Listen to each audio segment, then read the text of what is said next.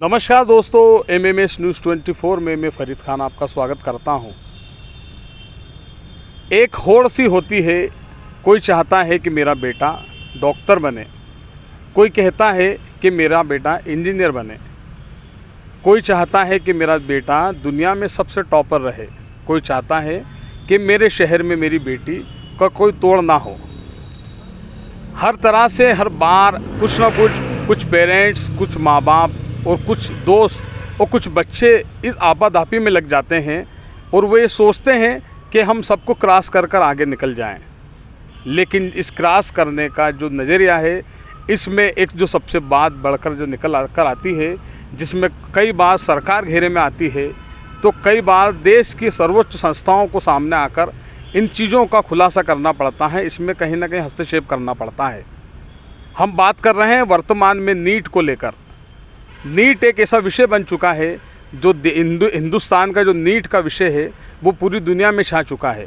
यहाँ पर नीट के पेपर लीक हुए, जिसकी वजह से कई आत्महत्याएं हुई, कई युवा मौत के गर्त में समा चुके। इसी को लेकर हमारे साथ मौजूद है एक क्रांतिकारी शख्स जो शिक्षाविद हैं, चिंतक हैं और देश के विषय में अपनी एक मुखर राय रखते हैं, संदीप नाइक जी। सबसे पहले तो सर आपका एमएमएस न्यूज़ 24 में स्वागत है। नमस्कार, आपका बहुत बहुत शुक्रिया जी कि आपने मुझे बातचीत लायक समझा। सर ये है कि हमेशा आपको हमने देखा कि आप हमेशा मुखर होते हैं और ये नीट का ऐसा मुद्दा है जो चल रहा है, पढ़ाई का विषय है, एक आप शिक्षाविद भी हैं, चिंतक भी हैं, क्या कहेंगे, थोड़ा सा बताएं आप। देखिए, मेरा सरोकार हमेशा समाज का रहा है। मैं युवाओं के साथ और किशोरों के साथ लंबे समय से काम कर रहा हूँ। मेरा लंबा जीवन लगभग 38 साल का शिक्षा और सामाजिक क्षेत्र में बीता है, इसलिए मुझे देश का और देश के युवाओं और किशोरों का बहुत चिंता रहती है।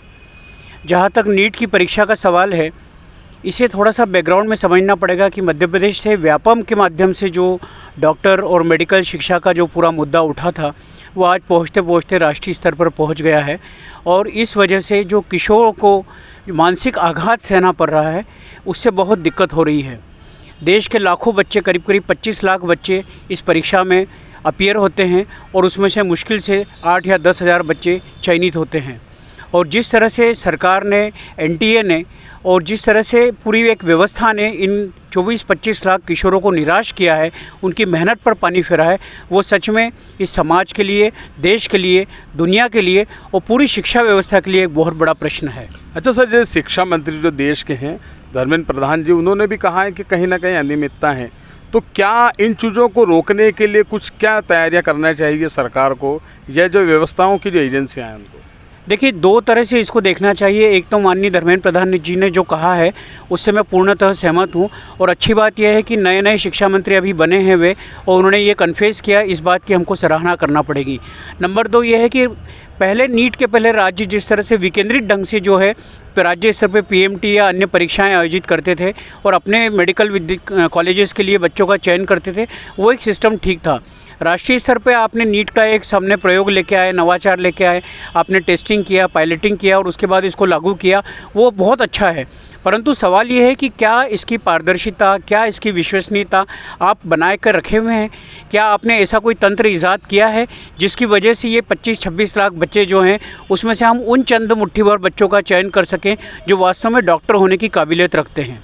अच्छा सर, ये बताएं कि जो दौड़ का भी मैंने जिक्र किया कि कोई इंजीनियर बनना चाहता है, कोई डॉक्टर बनना चाहता है, तो क्या पूरा जो युवा है क्या सिर्फ इसी चीज़ के लिए हुआ है, क्या है?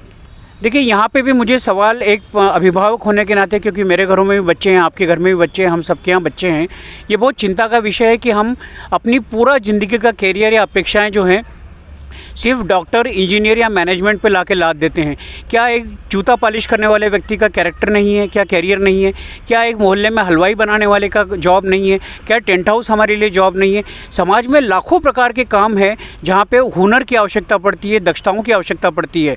और अगर हम इन सब चीज़ों को महत्व नहीं दे रहे हैं या इनको कम आँक के और सिर्फ डॉक्टर इंजीनियरिंग को ज़्यादा आँक रहे हैं, और अब तो इंजीनियरिंग का क्रेज़ भी ख़त्म हो गया है, तो जिस तरह से डॉक्टरी के लिए एक जो समाज में हम मानते हैं कि ये भगवान का पेशा है, भगवान का काम है।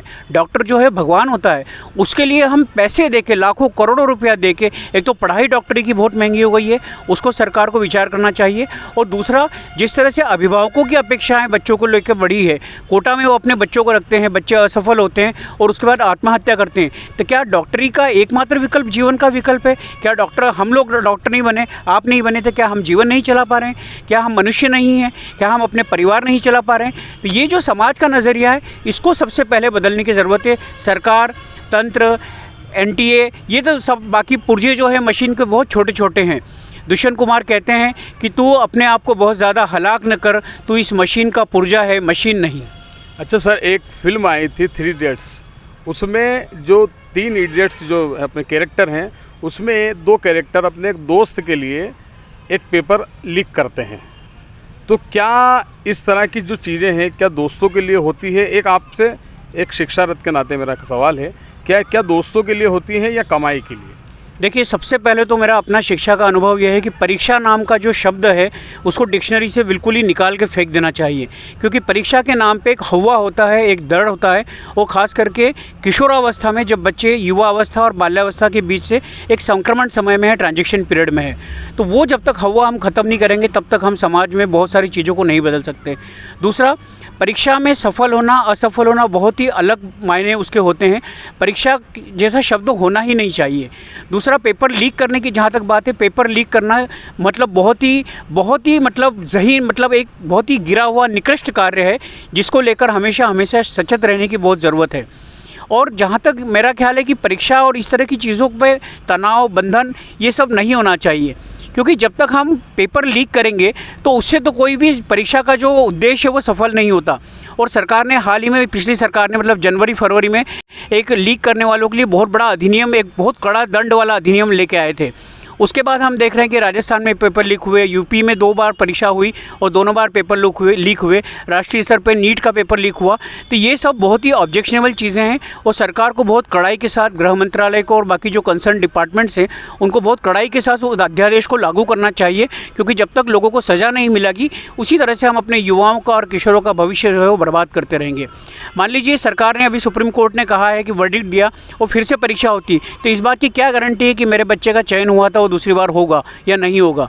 और इस वजह से या जिन बच्चों का अभी मान लो जो मेरिट में आए या चयनित हो चुके हैं और वो दूसरी बार में नहीं हो पाए, तो ये आत्महत्याओं का दौर जो है ये डबल, ट्रिपल या 4 गुना हो सकता है। इसके लिए कौन जिम्मेदार होगा? अल्टीमेटली अकाउंटेबल कौन होगा?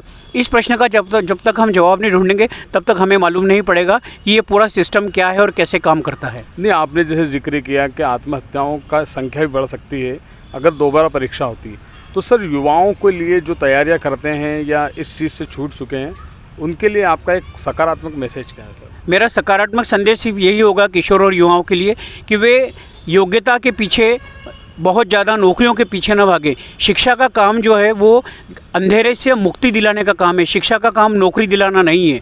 हमें बहुत विश्लेषण करने की ज़रूरत है, समझने की ज़रूरत है और हमारे अंदर क्या हुनर है, क्या दक्षता है, किस तरह के स्किल्स हैं, कॉम्पिटेंस है, उसको समझ के और हम बेहतर क्या कर सकते हैं, अपने जीवन को कितना अच्छा चला सकते हैं, हम अपने परिवार के लिए कितना काम कर सकते हैं, समाज और देश के लिए कितना काम कर सकते हैं, वो सब करने की ज़रूरत है। बजाय इसके कि एक अंधी दौड़ में हमको शामिल होना है कि कोटा में इतना भीड़ बढ़ गया है, इलाहाबाद, प्रयागराज, दिल्ली में IAS IPS के लिए तैयारी हो रही है, UPSC के लिए लोग जो है अपनी ज़िंदगी 40-40 साल तक लगा के बैठे हुए हैं। तो इस सब से कुछ होना नहीं है। हमको कुछ वैकल्पिक साधनों की तरफ देखना पड़ेगा, वैकल्पिक नए काम ढूंढना पड़ेंगे, नवाचार करना पड़ेंगे। और समाज में बहुत प्रकार के काम है, चित्रकला से लेके, पेंटिंग से लेके, डेंटिंग, पेंटिंग, गैरेज है, मोटर मैकेनिक है, कई तरह के ऐसे हुनर और दक्षता वाले काम हैं जिन पर बहुत सारा हम काम कर सकते हैं। अच्छी ज़िंदगी एक डॉक्टर या इंजीनियर से भी बिता सकते हैं, अपने परिवार को समय दे सकते हैं, अपने बच्चों के साथ हम समय बिता सकते हैं। और जब तक ये विकल्पों पे हम काम नहीं करेंगे तब तक हम कुंठित होते रहेंगे, इसी तरह से हताश और निराश होते रहेंगे। इसलिए हताश और निराश होने की ज़रूरत नहीं है, हमें विकल्पों पे काम करना पड़ेगा, विकल्पों पे सोचना पड़ेगा। और ये काम समाज को, स्कूलों को, शिक्षाविदों को, शिक्षकों को और सबसे ज़्यादा जो है सरकार को सोचना पड़ेगा कि हमें इस तरह के लुभावने, लुक्रेटिव ऑफर्स ना दिखाए जिससे ज़िंदगी जो है वो दोमुही हो जाए।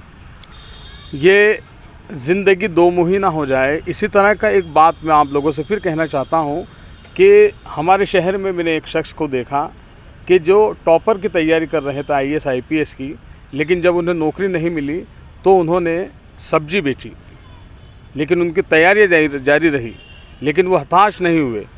3 नौकरियों के उनके पास ऑफ़र आए, लेकिन वो नौकरी नहीं की उन्होंने। तो आप लोगों को भी ये चाहिए, जो लोग तैयारियां करते हैं वो हताश ना हो। जीवन बहुत बड़ा है। इस जीवन की कल्पना को समझिए, इसके आकार को समझिए, अपने माता पिता के साकार को समझिए। नमस्कार।